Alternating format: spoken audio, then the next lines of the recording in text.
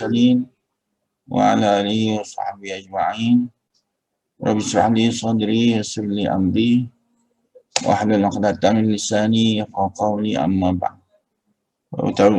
Assalamualaikum warahmatullahi wabarakatuh dan salam sejahtera. Saya merakamkan ucapan jutaan terima kasih saya kerana anda telah hadir dalam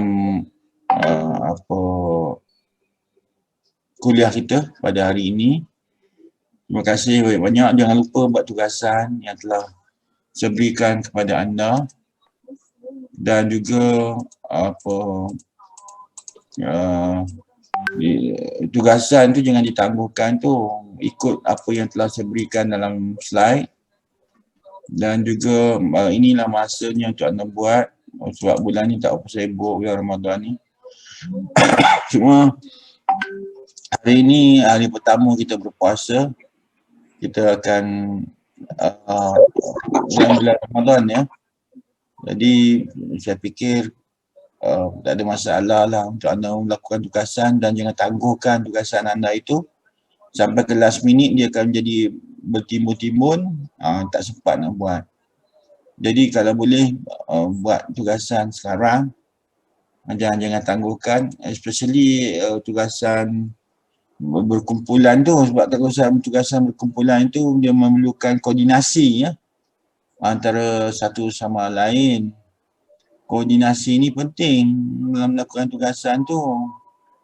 Kalau tak ada koordinasi oleh ketua kumpulan, maka tugasan itu akan sukar untuk dilengkapkan tugasan anda itu. Jadi buat tugasan dengan baik untuk, dan penting juga ialah tugasan anda semua itu 70 markah. Minggu depan insya-Allah kita akan buat kuis. Anda bacalah bab 1, bab 3, bab 4, bab 5, dan insya-Allah minggu ke-6 tu kita akan buat kuis, dan markahnya 10. Kalau anda buat tugasan-tugasan semua sekali 70 markah. Final cuma 30 je. Jadi anda patut buat tugasan-tugasan anda itu dengan baik untuk melayakkan anda mendapat A. Itu. Kalau anda tak buat tugasan dengan baik, sukar untuk anda dapat A. Jadi buatlah tugasan-tugasan tu, jangan tangguhkan. Dah ada pergerakan misalnya dalam kumpulan Telegram, buat pergerakan dalam kumpulan Telegram dan seumpamanya. Barulah dapat tugasan yang bagus ya. Dapat menghasilkan tugasan yang bagus. Jadi ketua kumpulan kena gerakkan dia buat tugasan. Habislah. Kalau ada masalah tentang tugasan tu, anda boleh tanya saya lah. Dan saya ingin merakamkan ucapan selamat berpuasa Ramadan Karim kepada semua lah sepanjang bulan Ramadan ini. Saya tahu ada yang berpuasa, ada yang tidak berpuasa pada asasnya, dan dalam UPM ni lumrahnya dipuasa pada hari Isnin dan Khamis. Ini berarti buka puasa ni biasa lah. Dia bukan saja berlapar dan berdahaga, tapi dia juga melatih diri dia tu agar berdisiplin. Kemudiannya menunaikan amal ibadat, memperbanyakkan, melipat gandakan amal ibadat seperti baca Quran, solat tarawih, solat sunat yang lain, solat tasbih, solat tahajud dan seumpamanya. Sebab itu dinatakan bahawa Ramadan ini adalah sebuah universiti yang mendidik jiwa manusia itu, dan aspek kerohanian dan juga spiritual manusia itu. Izinkan saya lah menceritakan tentang topik keempat kita, pemantapan kesepaduan nasional Malaysia. Apa yang telah dimantapkan itu, pemantapan kesepaduan nasional Malaysia itu sebagai topik yang keempat ya. Saya tak nak panjangkan kuliah kita kerana anda nak masak juadah untuk berbuka puasa nanti. Saya akan pergi straight to the point lah. Jadi objektif keempat adalah untuk membolehkan anda pelajar memahami proses pemantapan kesepaduan nasional di Malaysia itu. Apakah proses-proses pemantapan kesepadan nasional itu adalah satu perkara yang penting ya. Apakah proses pemantapan kesepadan nasional di Malaysia. Jadi apa sebenarnya yang boleh kita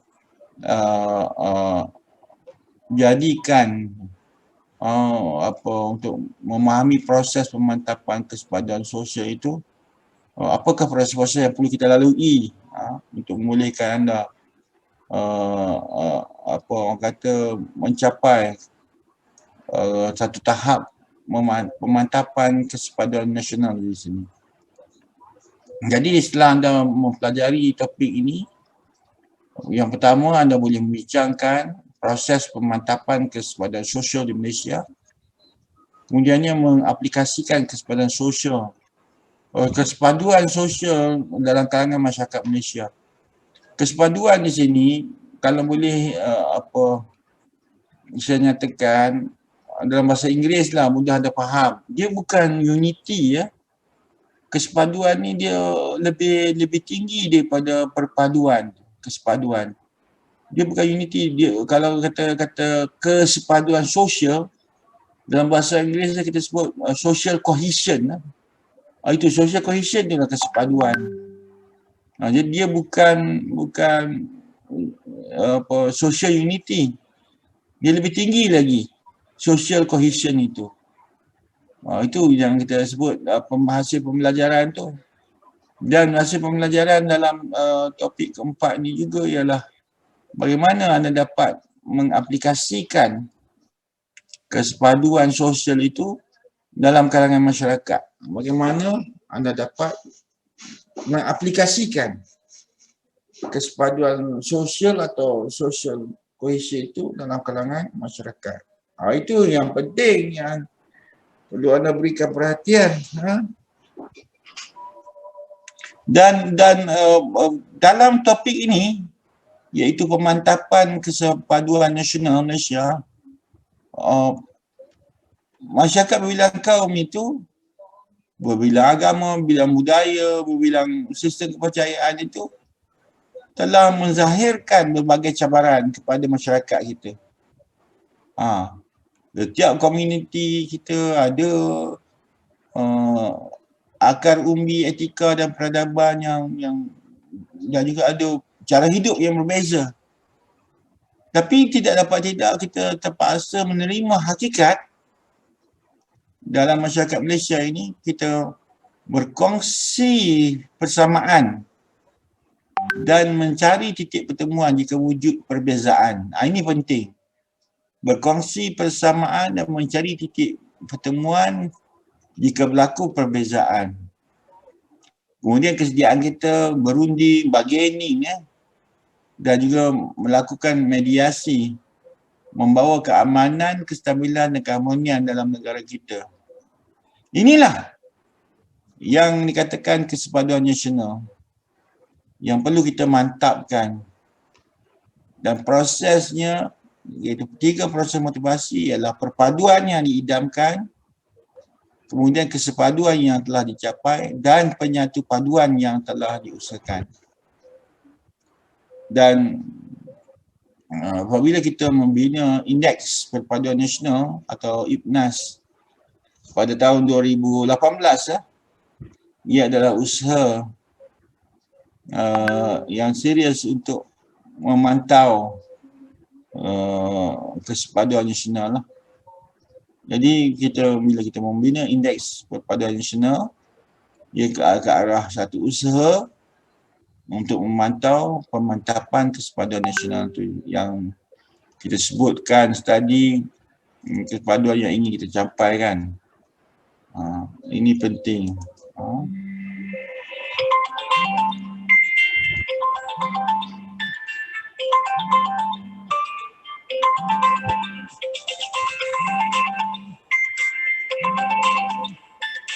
Jadi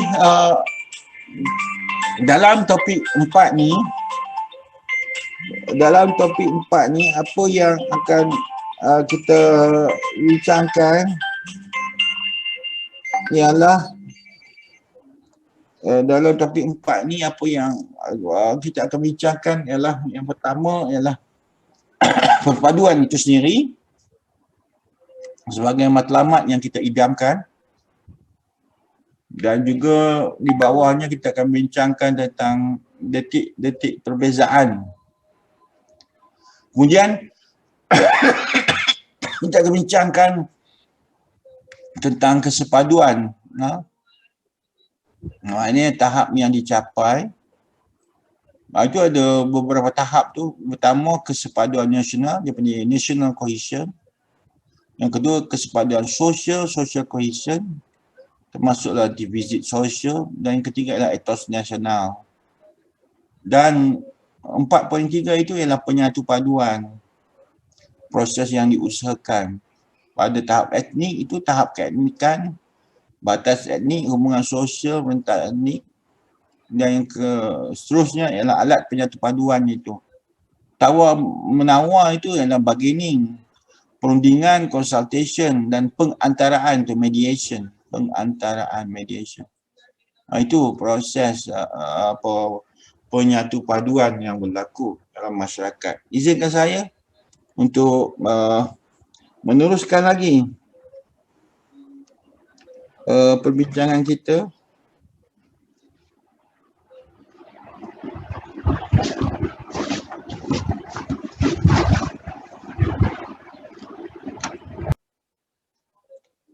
Baik.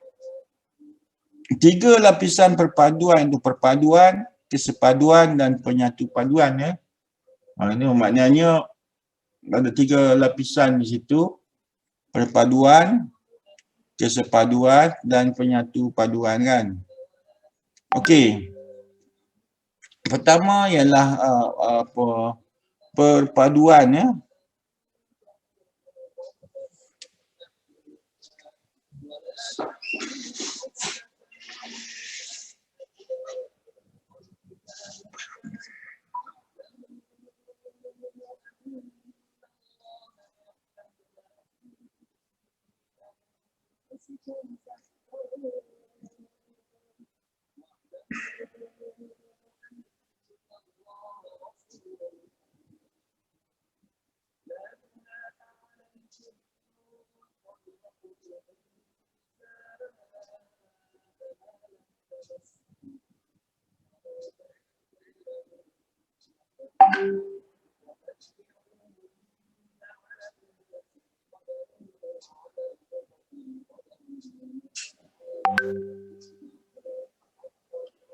Baik. Bila kita sebut perpaduan itu, yang pertama sekali ialah ia adalah satu kesatuan ya, satu kesatuan, dan ia merupakan matlamat akhir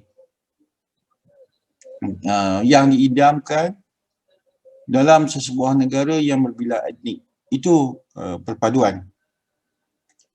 Kedua ialah kesepaduan. Kesepaduan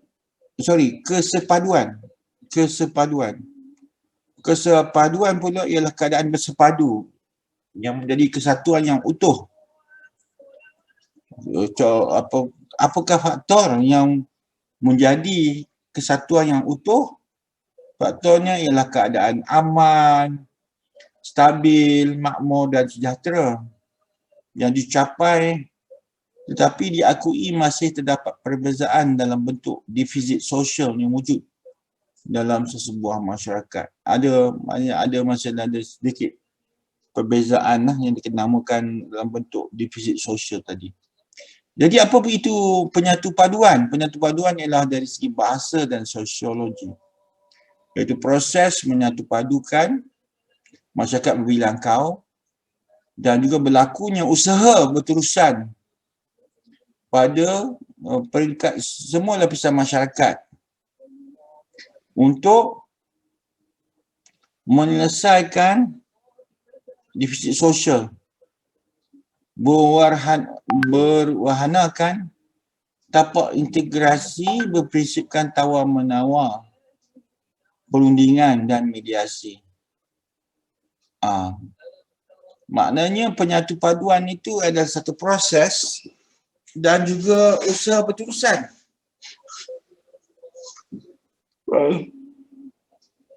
Pada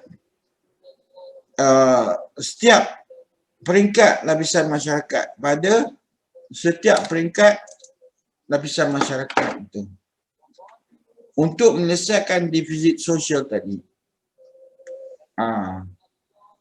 Dan berwahanakan tapak integrasi, kan? Dan wujudnya apa yang dikatakan sebagai apa, tawar-menawar, bargaining, perundingan, consultation dan juga mediasi pengantaraan.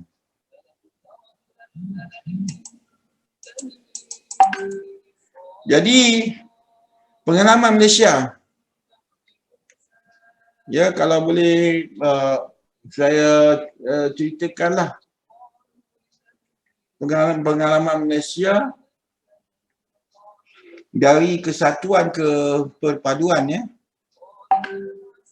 Apa? Pertama, kita ada sejarah kita yang tersendiri untuk mencari kesatuan itu. Ini permainan kata-kata je, tapi kita kena faham juga istilah yang digunakan tu, apa beza perpaduan, apa beza kesatuan dan apa bezanya kesepaduan, kan? Betul tak? Jadi kita membina kesatuan berterusan. Dalam segi sejarahnya kita memang mencari kesatuan. Dan sekarang kita membina kesatuan berterusan, tetapi apabila berlaku 13 Mei 1969, kesatuan kita pecah berderai. Persatuan kita. Kemudian dalam rancangan Malaysia kedua tahun 1971 barulah istilah perpaduan diperkenalkan dan digunakan. Dan bila pada tahun 1971 itu perpaduan digunakan,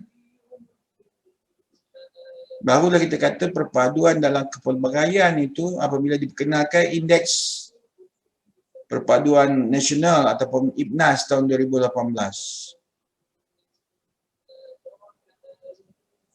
Jadi, Indeks Perpaduan Nasional itu 2018 adalah yang menceritakan tentang persoalan perpaduan tadi, perpaduan dalam kepelbagaian. Indeks Perpaduan Nasional atau IPNAS 2018 tadi ialah untuk apa tujuannya? Tujuannya adalah untuk mengukur. Tujuannya adalah untuk mengukur tahap perpaduan dalam kepelbagaian berdasarkan nilai kesepaduan nasional. Berdasarkan nilai kesepaduan nasional. Itu sebab tu ada perbezaan tu antara kesatuan, perpaduan. Ada kesatuan, perpaduan dan kesepaduan nasional dan kesepaduan nasional. Dari segi sejarahnya, kita mencari kesatuan itu ibarat sebuah jigsaw puzzle. Kenapa? Ya, kerana kita ada negeri-negeri yang terikat dengan pusat-pusat yang berbeza. Ada negeri yang terikat dengan Siam, Belanda dan Britain. Dan kemudian disatukan oleh penjajah British.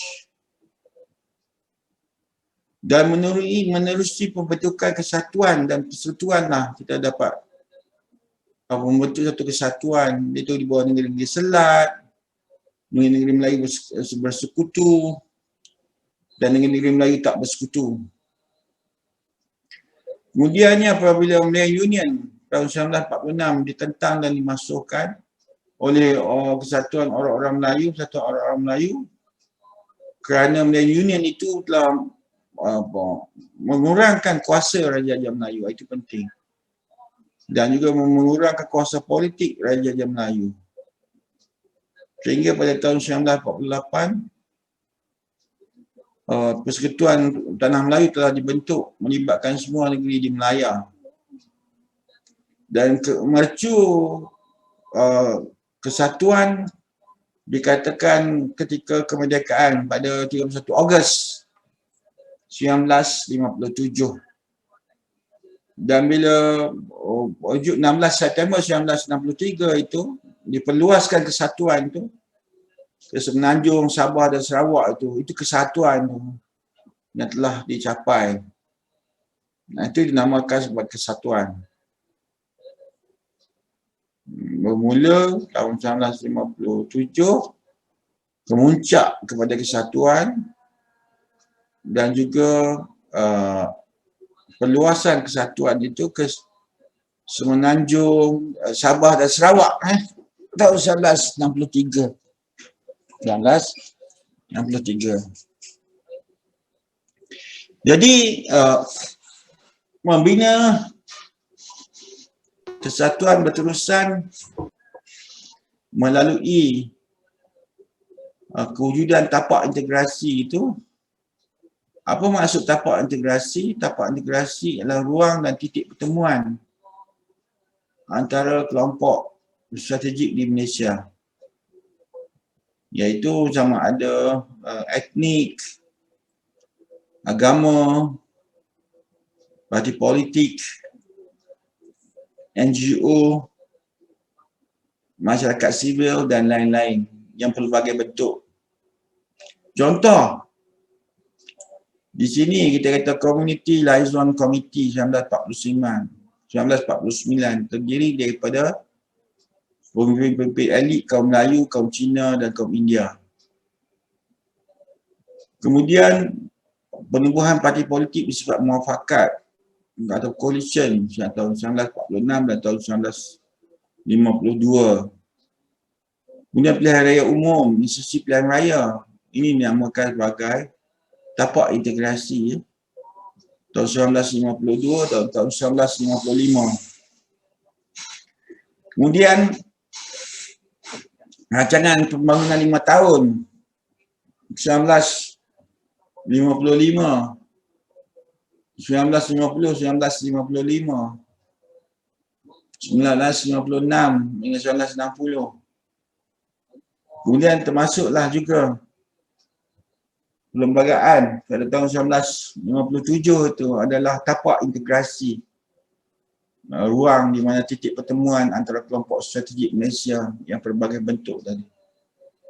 Dan ada satu lagi adalah simbol dan struktur kesatuan itu, yang di Pertuan Agong, bendera kebangsaan, jalur gemilang, lagu negaraku, lagu kebangsaan, dasar kebudayaan kebangsaan,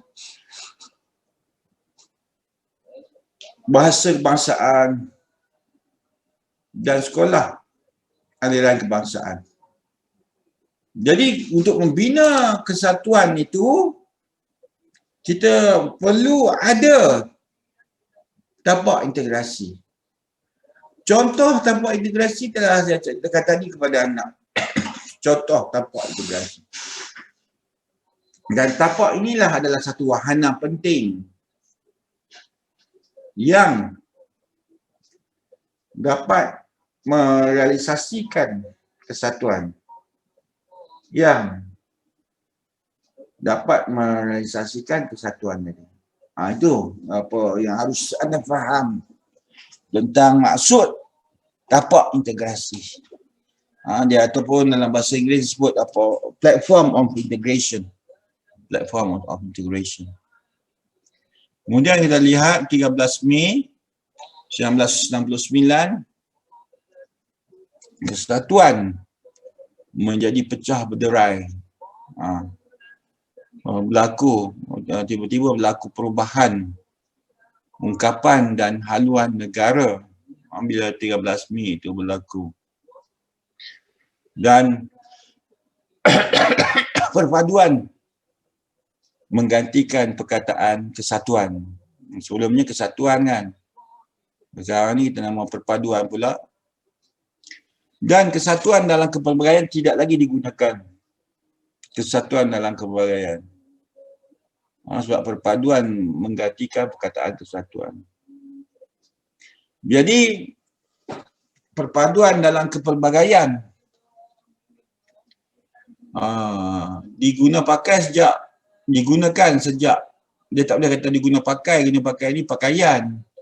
Kalau kita digunakan sejak Ajaran Malaysia kedua 1971-1975 untuk usaha penyatuan sosial, itu kena faham. Jadi di dalam Rancangan Malaysia kedua tu 1971 hingga 1975, mula-mula dalam pendahuluan tu dalam bab 1 lagi telah ceritakan perpaduan negara adalah matlamat yang penting sekali bagi negeri ini. Masa ini negara berada di peringkat pembangunan ekonomi dan sosial yang mustahak bagi menitik beratkan penyatuan sosial tu. Dia istilah digunakan penyatuan sosial. Pembahagian pendapatan yang lebih seimbang dan peluang-peluang untuk perpaduan dan kemajuan negara. Langkah-langkah menuju kepada perpaduan negara adalah teras dasar ekonomi baru. Rancangan Malaysia kedua yang berasaskan dasar ini dibentuk bagi memudahkan tercapainya matlamat negara ini. Ia menandakan satu babak baru dalam pembangunan ekonomi dan sosial di Malaysia dan merupakan satu peringkat yang penting dalam siri rancangan pembangunan yang dibentuk untuk membasmi kemiskinan dalam kalangan penduduk Malaysia tanpa mengira kaum. Itu nyatakan tu perpaduan negara dan penyatuan sosial tu. Satu perpaduan negara, satu lagi penyatuan sosial.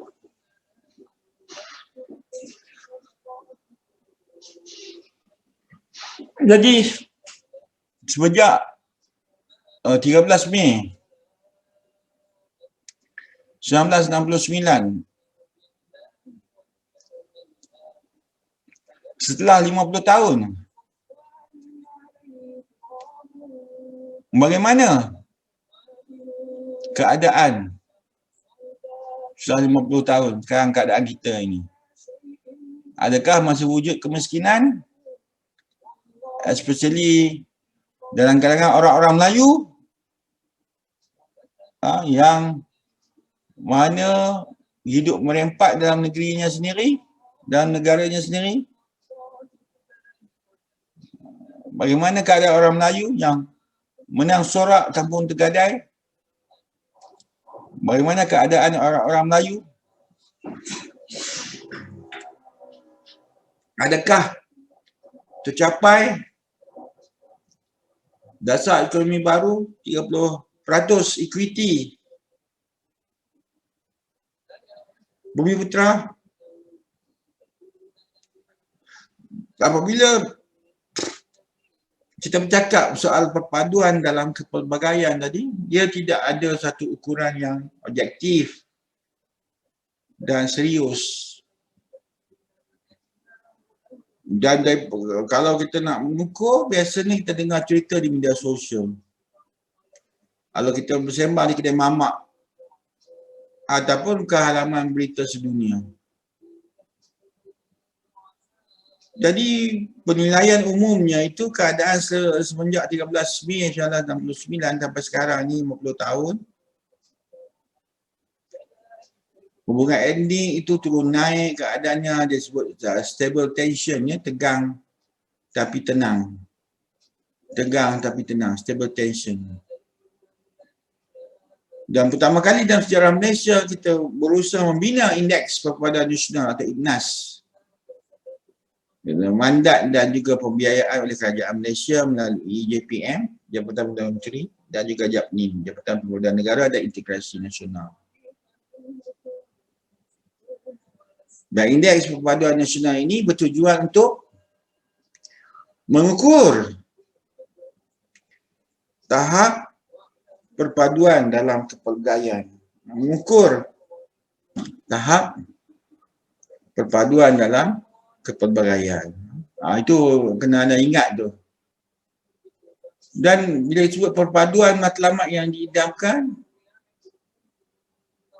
kata Profesor Ulung Datuk Syamsul Amri, perpaduan sebagai suatu hasrat yang diidamkan adalah sukar diukur. Sukar diukur kita perpaduan itu. Sama ada secara nyata ataupun berkekalan. Biasanya perpaduan ini hadir mengikut keadaan, keperluan dan titik-titik tertentu secara formal atau tidak formal dalam kehidupan seharian masyarakat. Itu maknanya penjelasan bahawa perbuatan itu bukanlah satu mudah untuk diukur. Jadi detik-detik perpaduan dan perbezaan tadi adalah saat yang boleh dilihat berlaku dalam kehidupan masyarakat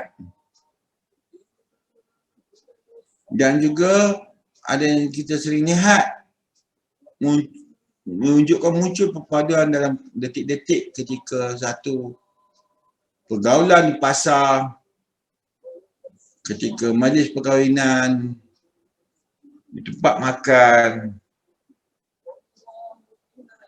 sokongan dalam sukan tertentu, memberi bantuan ketika bencana, mengunjungi tempat percutian,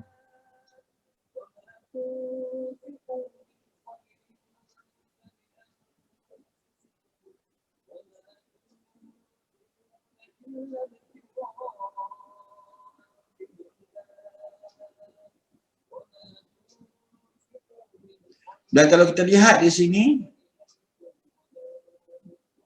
bagaimana wujudnya perpaduan itu detik-detik bukan sahaja di pasar, pergaulan di pasar, majlis perkahwinan, tempat makan, sokongan dalam sukan, bantuan ketika berlaku bencana alam dan seumpamanya, ketika kita di tempat percutian, ketika kita menikmati cuti umum pada hari perayaan dan seumpamanya, menonton di pawagam dan seumpamanya, itu adalah detik-detik di mana kita boleh menyaksikan perpaduan itu. Kalau kita lihat dalam sukan bola sepak, misalnya di sini anda dapat lihatlah pada tahun 2018, ribuan penyokong Harimau Melaya memberikan sokongan. Kita nampak di sini ada wujudnya sokongan. Kan? Itu kata perpaduan tadi tu. Detik-detik perpaduan tadi instead of perbezaan. Kemudian kita sempat tengok juga di belakang di situ bagaimana Roshan melamar teman wanitanya ketika perlawanan peringkat kumpulan Piala AFF Suzuki 2018 juga. Kemudian detik perpaduan perkahwinan kita tengok street wedding Street wedding ni orang Melayu lah suka buat lah. Dan street wedding yang dapat lihat lah kenduri-kendara, orang Melayu jemput, orang India, orang Cina datang, kawan-kawan dia berkumpul, dia bersembang, bersama-sama gelak ketawa kan, bertanya khabar. Itu ketika apa yang kita sebut tadi, mereka ini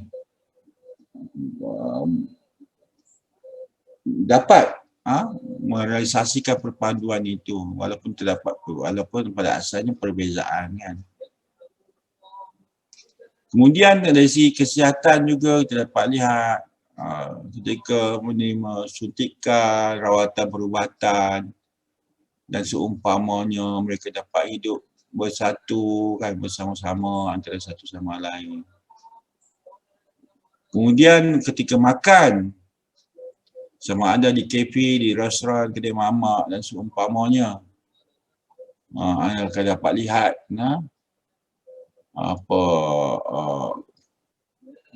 kedai mamak misalnya juga adalah dikatakan sebagai sempadan terakhir perpaduan.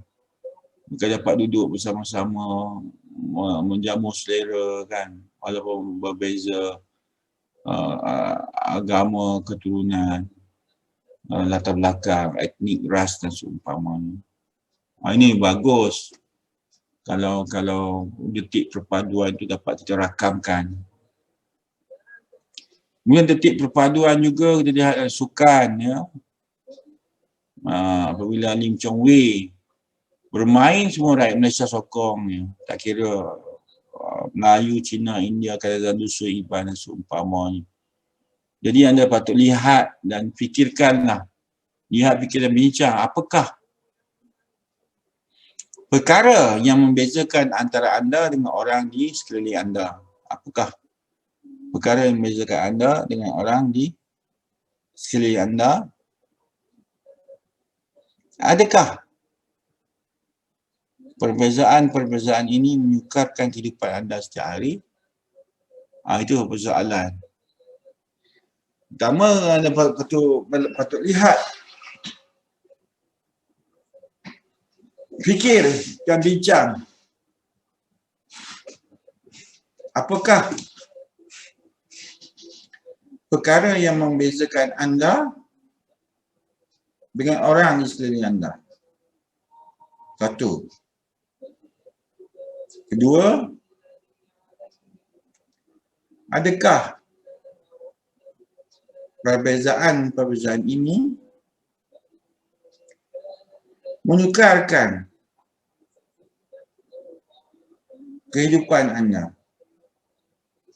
Ini satu perkara yang boleh anda sebagai seorang ilmuwan berfikir bila mempelajari tentang kursus penghayatan etika dan perpaduan ini. Cuba cari dan bincang detik perpaduan dan detik perbezaan perkara-perkara berikut.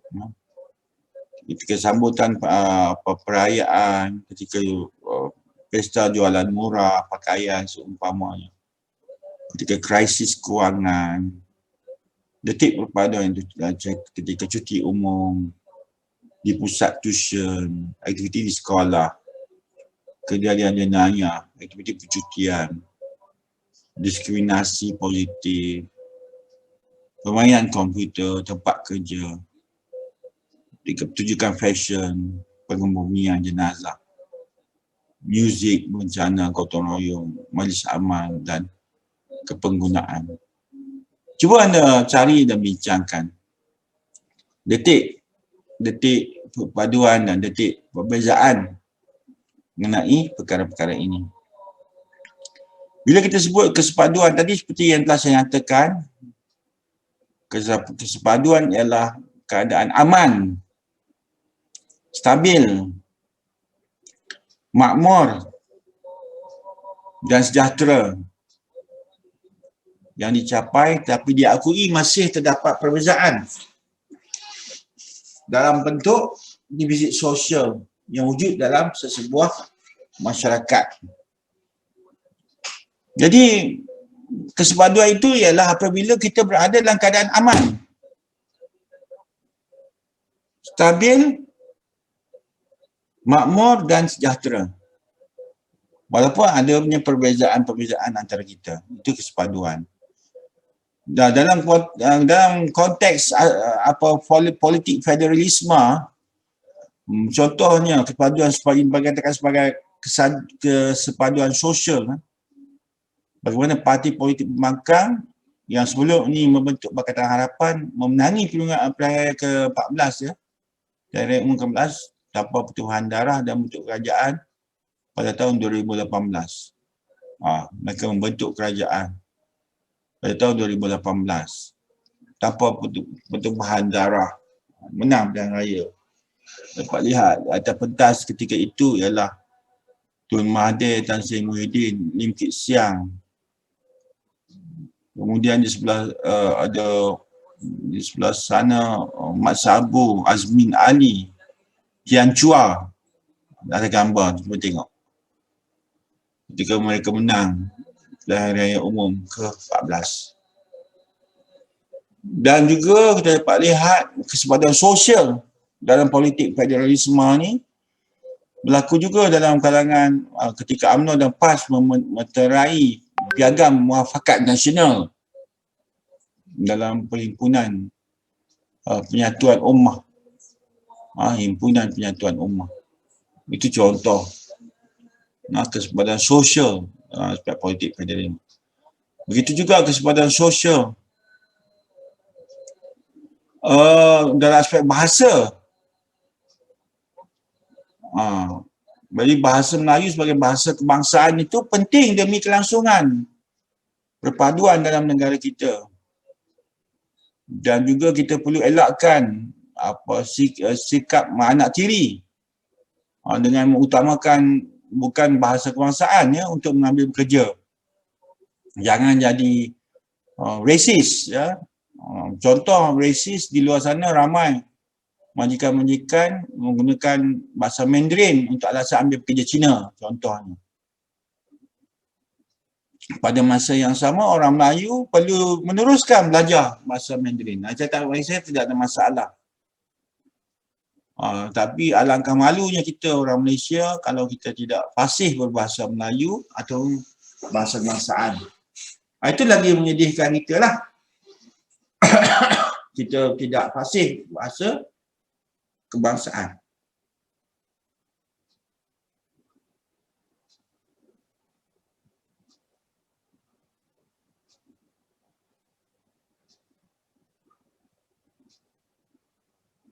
Jadi kesepaduan sosial dalam aspek etnisiti pula. Contoh, bagaimana orang Melayu, orang Cina bersahabat di Terengganu, kan? Boleh beli ikan sama-sama, berjumpa, bergaul, bersosial. Dan ada juga kalau dapat pernah dengar, ada restoran 3 bangsa. Buktikan kesepakatan tu. Ada 3 orang, 3 bangsa. Orang India, orang Cina, orang Melayu boleh buka restoran. Dan juga pada masa yang sama, dalam aspek etnisiti ini kita perlu mengelakkan daripada bermain isu polarisasi kaum dan juga politik secara berlebihan. Ini juga penting untuk kita maklumi. Dan aspek agama pula ialah kesepaduan sosial dalam aspek agama pula ialah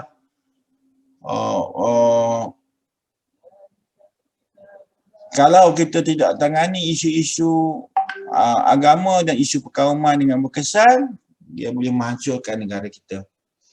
Tapi kesepaduan sosial dalam aspek agama ialah kepelbagaian agama ini adalah budaya hormat menghormati dan patuh kepada ajaran agama masing-masing. Patuh kepada ajaran agama masing-masing. Ya. Jadi cuba anda baca tu dan fikirkanlah. Kan, makanan pelbagai kaum bawah satu bumbung eratkan perpaduan, kata berita tersebut. Dapat lihat bagaimana berkongsi meja makan dengan orang yang tidak dikenali juga. Apatah lagi kalau dia berbeza bangsa dan agama. Cuma itu bukanlah satu masalah atas dasar perpaduan dan persefahaman.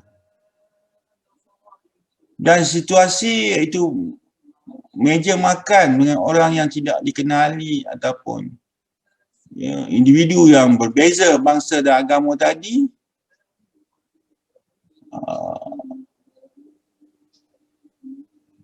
adalah dianggap sebagai salah satu elemen penting, simbol perpaduan juga.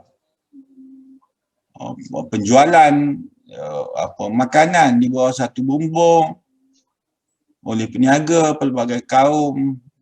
Kalau kita kata makanan Cina, Chi Chuang Fan, ataupun makanan orang Melayu, roti goyang, yong tofu, nasi lemak, atau makanan orang India, thosai, makanan Indonesia, bakso, dan kopi putih. Itu adalah simbol perpaduan kita. Dan juga konsep ini kita dapat lihat pelbagai kaum di bawah satu restoran. Kita boleh pelbagaikan makanan. Dan juga restoran yang sedemikian juga sangat bagus untuk kita melihat detik-detik perpaduan dalam kalangan masyarakat itu. Dan begitu juga aktiviti gotong royong dapat lihat di situ dalam gambar. Gotong royong dalam kalangan orang Cina, orang Melayu, orang India dalam satu taman perumahan. Dalam satu taman perumahan. Dan orang Bengali pun ada di situ. Jadi penyatu paduan, kita dapat lihat Teras Utama Indeks Perpaduan Nasional atau IPNAS ya. Satu, perpaduan yang diidamkan, itu detik perpaduan. Kedua, kesepaduan yang dicapai, kesepaduan nasional, iaitu kata etos bangsa. Ketiga, penyatu paduan, iaitu etnik, hubungan sosial rentas etnik, tahap keetnikan, batas etnik, adanya tawar-menawar, perundingan dan mediasi, ada pula tadbir urus dan pembangunan.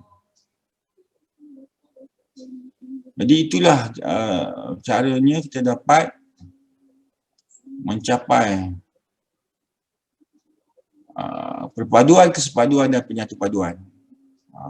Itu kata kuncinya. Jadi untuk mencapai kesepaduan sosial tadi, kita perlu lihat semula dalam aspek etnisiti, gender, agama, politik federalism, kelas sosial, pendidikan, orang bandar dan desa, bahasa, jurang generasi dan seumpama. Alhamdulillah, saya harap anda dapat memahami apa yang telah saya sebutkan tadi kepada anda.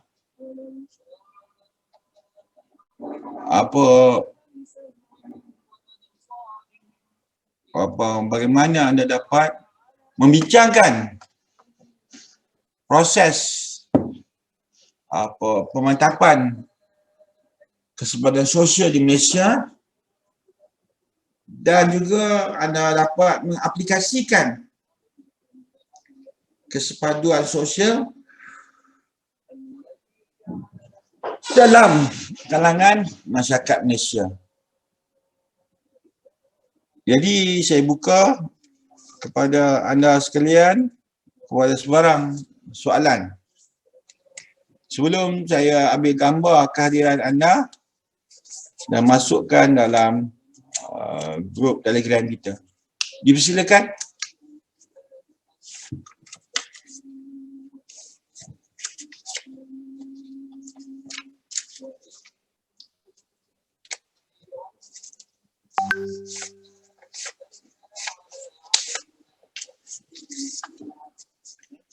Izzah, dipersilakan bertanya. Izzah, ada soalan? Lau Meng Fong, ada soalan? Dipersilakan. Izzah Atirah, Nur Syuhada, dipersilakan. Dia tanya soalan.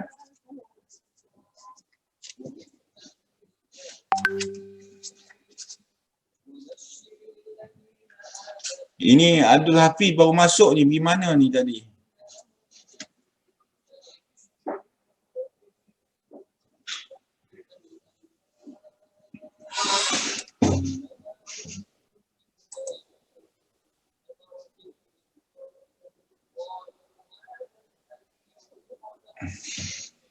Yang lain-lain ni pergi. Senyapnya. Mengantuk lah. Tak ada soalan. Batrisha Balkis. Ya, Doktor. Tak ada soalan. Nurul Syuhada. Zahra Safwa ada soalan. Lip Ching Chu ada soalan. Muhammad Hafiz, Muhammad Hasif ada soalan. Dinesh Waran ada soalan. Nurul Syuhada ada soalan. Tak ada, Doktor. Muhammad Ikmal ada soalan. Wani Hanani ada soalan. Tak ada, Doktor. Masyitah ada soalan. Tak ada, Doktor. Muhammad Ridwan ada soalan? Ya, Doktor, saya nak tanya.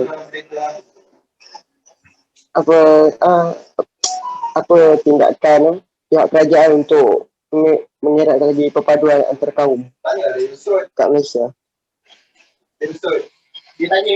Ulang semula. Ridwan soalannya. Ni apa tindakan kerajaan untuk meningkatkan perpaduan? Tindakan kerajaan tu antaranya yang pertama ialah menubuhkan Jabatan Perpaduan Negara dan Integrasi Nasional. Nama pun Jabatan Perpaduan Negara dan Integrasi Nasional itu untuk mengukuhkan. Di samping itu kerajaan telah mewajibkan kursus identitas, hubungan etnik, falsafah dan isu semasa, kaedah etika dan peradaban di universiti itu semua kursus. Dia bagi kursus nation building untuk pembinaan negara bangsa. Dan ada lagi kerajaan telah menemukan rukun tetangga dan juga dasar-dasar kerajaan lah, termasuk Indeks Perpaduan Nasional IPNAS tadi yang sebut 2018. Saya saja jawab soalannya oleh Ridwan ya. Soalan tadi. Terima kasih Ridwan. Afrina ada soalan? Terima kasih, Doktor. Terima kasih. Batrisha ada soalan? Tak ada, Nur? Doktor. Tak ada, terima kasih. Nur Syahada ada soalan? Tak ada, Doktor. Terima kasih. Adriana ada soalan? Tak ada, Doktor. Raudah ada soalan? Tak ada, Doktor. Terima kasih. Charissa Violet ada soalan? Tak ada doktor, tapi ada soalan kat dalam chat box. Ada yang Allah. tanya. Tak buka chat box, tak sempat nak tengok. Kejap ya, Charissa saya tengok. Oh, Bukan I punya doktor, tapi ada orang lain yang ada ya, soalan. saya tengok. Ini Nurul Suhadah tadi. Apakah perkara yang membezakan antara anda dengan orang lain itu masa tentang peristiwa yang lakukankah? Ya, perbezaannya bukan dari segi fizikal ya. Kalau perbezaan dari segi fizikal memang ada beza. Orang Melayunya sawo mata, orang Cinanya dia kulit kuning langsat. Itu beza dari segi fizikal ya. Mata sepet, orang Melayu mata bulat. Itu dari segi fizikal memang sudah ada perbezaan. Tapi dalam event-event tu yang mereka masuk dalamnya itu dia detik-detik perpaduan tu. Di kedai makan, di restoran, kedai mamak, di pasar. Itu detik, bagi detik perpaduannya. Lao Meng Fong. Kemudian Suhadah, apa yang maksudkan dengan defisit sosial? Defisit sosial itu ialah penghakisan perpaduan itu. Contoh kalau berlaku pergaduhan yang berasaskan kepada etnik itu, dia akan semakin defisit sosialnya. Aspek sosialnya. Maksudnya aspek perpaduan lah, menjejaskan perpaduan lah. Itu maksud defisit sosial itu. Maknanya pengukuhan dia menjadi longgar. Semakin longgar. Bukan makin kukuh, makin longgar kalau segi perpaduan. Kalau berlaku defisit lah. Kalau kerap berlaku konflik pun tak bagus ya.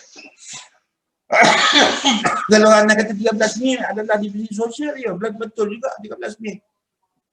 1969 itu tidak bagus untuk perpaduan kaum lah. Yang mungkin menjadi makin longgar, kerajaan pasal mengenalkan berbagai dasar nak menyatu padukan semula apa masyarakat bilang kaum. Itu perlu langkah-langkah lebih proaktif. Itu maksud saya. Terima kasih Nurul Suhadah masuk defisit sosial tadi. Kemudian kita pergi kepada Eng Mui. Ada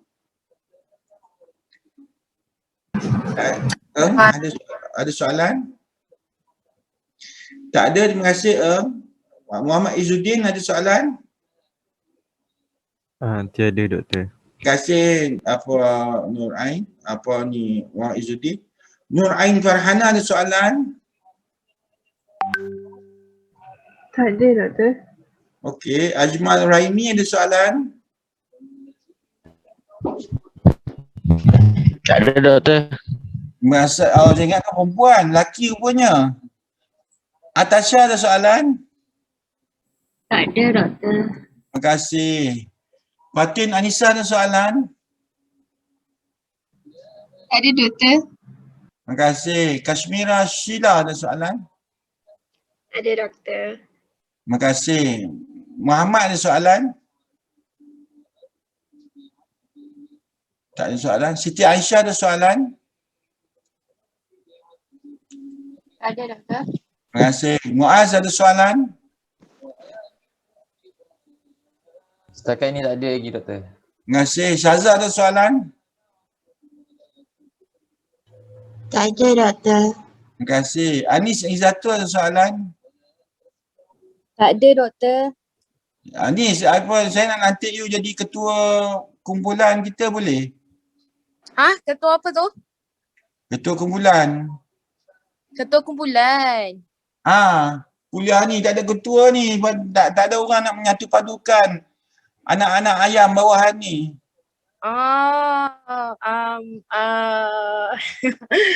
Laki tak ada doktor. Laki semua tak ada, tak muncul pun. Oh, ya ke? Boleh lah, boleh. Boleh nanti you control kumpulan dalam Telegram ya. Nak buat apa tu? Abang you control lah yang lain-lain kalau ada makluman ke, ada notis ke, contohnya lah. Okey. Kemudian Boleh. kalau saya terlupa apa-apa ke boleh remind saya, misalnya kalau saya lupa masuk nota dalam Putra Belas boleh remind. Lepas tu you boleh masukkan juga reminder minggu depan akan ada kuis 10 markah. Baca bab 1, okey. 4, 5 contohnya. Baca bab boleh. 1, 4, 5. Itu contohlah peranan. Anis Izzatul dia. Ya, saya. Puasa ke tak ni? Suara perlahan je. Puasa doktor. Alhamdulillah. Alhamdulillah. Okey, Saadah Mahzan. Tak ada doktor. Terima kasih. Nur Aqilah Azhar. Tak ada doktor. Okey. Kasa Effendi.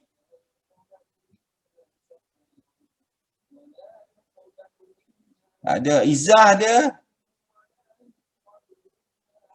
Amirul Tak ada, doktor. Ada. Nur Atira ada soalan? Tak ada doktor. Chin Hui, terima kasih Atira. Chin Hui Wen ada soalan? Ada doktor. Ada. Sailista James ada soalan? Ada doktor. Terima kasih. Syafini ada soalan? Tak ada doktor. Terima kasih. Azman Shah ada soalan? Tak ada doktor. Terima kasih. Dan itu sajalah. Jadi apa, Evelyn ada soalan? Lupa saya. Evelyn? Tak ada doktor. Oh, terima kasih. Okey, untuk rekod kehadiran juga, isi Putra Belas kehadiran, isi Google Form, dan saya sebagai bukti ada kuliah, saya terpaksa ambil video. Saya minta anda onkan video anda untuk kita sama-sama bergambar. Boleh? Boleh kan saya masuk ke kumpulan Telegram kita ya? Boleh? 3122 Muka aku dah muka bangun tidur. Aduh. Jangan tidur.